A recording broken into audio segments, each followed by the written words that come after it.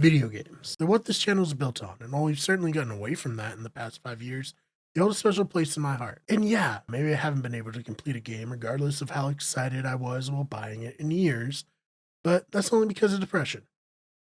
I'm kidding. It's because of the increased professional and personal responsibilities that come to us all as we get older.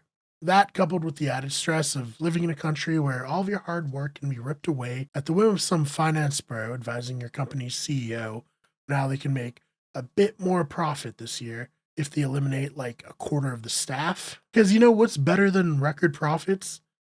Slightly more record profits. Who cares if the employees have their health insurance tied to their job? That's not the responsibility of the CEO. All that matters is that they make the line go up, and in turn, make the stakeholders happy, which, you know, all of that leads to depression. Anyways, video games. They've served as possibly the form of escapism for many people my age and younger.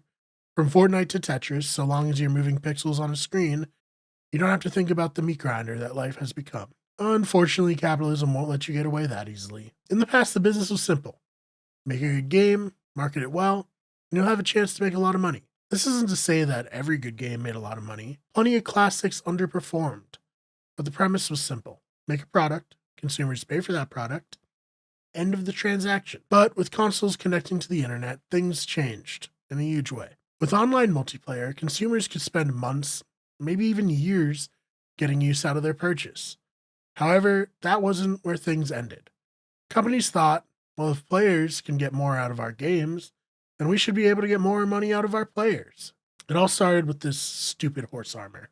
This picture is the video game equivalent of the meme about that first animal that left the ocean and how that's caused all the problems we face in our day-to-day lives now. I'll say this. I wish we forced this horse armor back into the ocean and drowned it. But we let it walk, and now video game companies have run with the premise. Because it isn't like companies are saying they should get a little bit more because players are playing their games more, but now they're setting out to create experiences that constantly make money. It's not about art, it's about the bottom line. Wait, why is there a picture of AI art here? Oh, it's reinforcing the idea that companies run by inherently lazy and incurious people view art not as self-expression, but as a commodity, and that it must be used to make a buck. We'll get back to that. Not in this video, but a video on that phenomenon is coming. It really started with multiplayer map packs and expansions, which were kind of fair. You paid for these DLCs and received a product of varying quality. Then loot crates were a big deal. Personally, they never really bothered me. I wasn't someone who got into them in a big way, but they fell because they were too much like gambling. Also, I had a friend tell me he had to stop playing Overwatch because he spent too much money on loot crates and trying to get all the Diva skins. Wonder which one he was trying to get. Then Fortnite started to become big. You know Fortnite, it's that game that started out as a defense shooter and then copied PUBG's Battle Royale format. Got sued, and we actually covered that in a video when this channel used to be about video game news. Anyways, Fortnite became the biggest game probably ever, and popularized the Battle Pass, which allowed players to pay a monthly fee to earn skins, which is fine. I even bought the Invincible skin because I like the comic, and I want to play Fortnite with my friends more often. The problem is, none of these things happen in a vacuum. Companies went from monetizing free-to-play games in an interesting way, kind of insisting that every game needs to make money perpetually.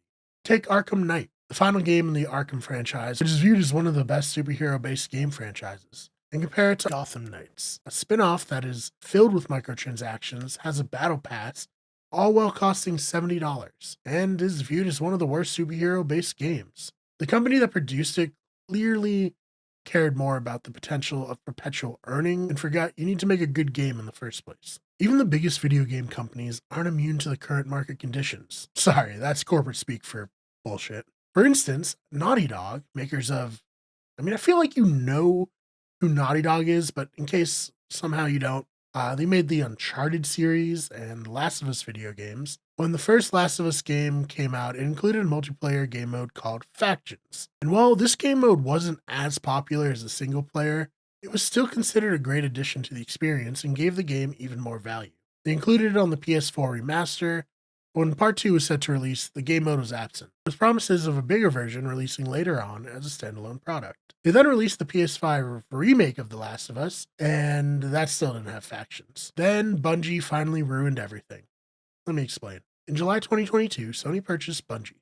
They're famous for, again, I feel like I don't have to say what Bungie's famous for, but they made Halo, and then they moved on to creating Destiny. Destiny was built as a game that you could play for 10 years when it was released in 2014. Then in 2017, Destiny 2 released. Destiny 2, however, had staying power, holding gamers' interest for years and, even more importantly, getting them to spend their money for years. Sony was looking to cash in on that and use Bungie to help usher in a new era for the company where a lot of their games would try to make money forever or be games as a service.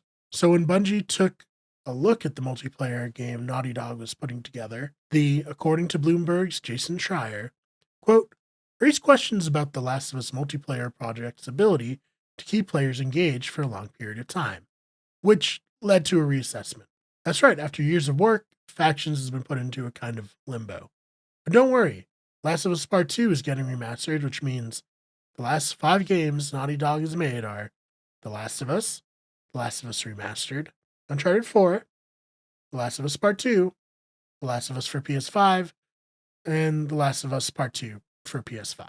Because a storied game studio just can't take their time and make a new game. You have to keep that revenue pumping. But at least everyone in Bungie was rewarded for their hard work in advising Sony. Oh, they had major layoffs because Destiny 2 isn't making as much money after being out for 6 years. Well then, things are even worse for the Call of Duty franchise. Following the reboot of Modern Warfare and Modern Warfare 2 in 2022, it was rumored that the series would take a year off instead of releasing another annual entry. Honestly, when the news broke, I saw a lot of people kind of excited that the franchise would be taking a breather. The end of Modern Warfare 2 left off on an interesting setup, and it was better that they were going to take their time and really nail it. Oh, they already released Modern Warfare 3. How is it?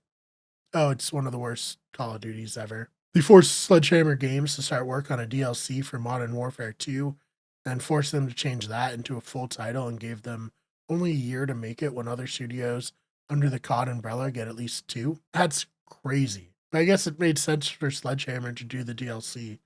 It's not like we were ever going to get a sequel to Advanced Warfare, one of my favorite Call of Duties. What's that? Oh, they originally pitched a follow-up to that, and Activision said no and then made them pump this out instead. Now the community's upset? Well, at least it sold well. Oh, it's currently being outsold by an indie horror game called Lethal Company, developed by a furry. Huh. I should check that game out. So what did we learn here? That capitalism is slowly killing the video game industry? Maybe. Most importantly, what did video game publishers learn here? Probably nothing. Anyways, I look forward to a big company buying Game of the Year Baldur's Gate 3 studio, Lyrian Games, and forcing them to make Baldur's Gate 4 into like a portal for people to play their own D&D games. Well, of course, selling those players' assets. It's going to be awesome. Thank you so much for watching this. If you liked it, please subscribe. We have new videos actually coming out kind of regularly now on this channel once again, trying to do a little reboot here. We also have our podcasting channel, which is, of course, Better Radio, and our sports channel, which is Wicked Good Sports, and Slow News Week, where we do the news in a funny way. Other than that, thank you so much for watching, and we will see you in the next one.